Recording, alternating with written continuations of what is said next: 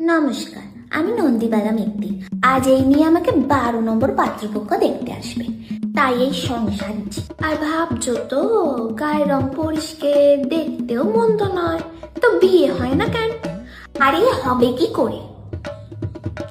আমি তো সবাইকে ভাগিয়ে দিই গো। কিন্তু কিভাবে, তাই তো?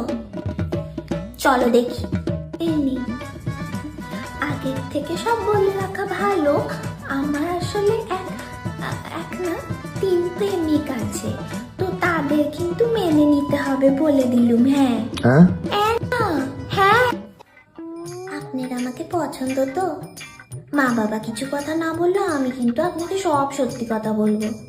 ছোটবেলায় কুকুর কামড়েছিল, তারপর জলের আতঙ্কটা চলে গেলেও কামড়ানোর স্বভাবটা এখনো যায়নি। তবে সব সময় নয় কো, মাঝে মাঝে হয়।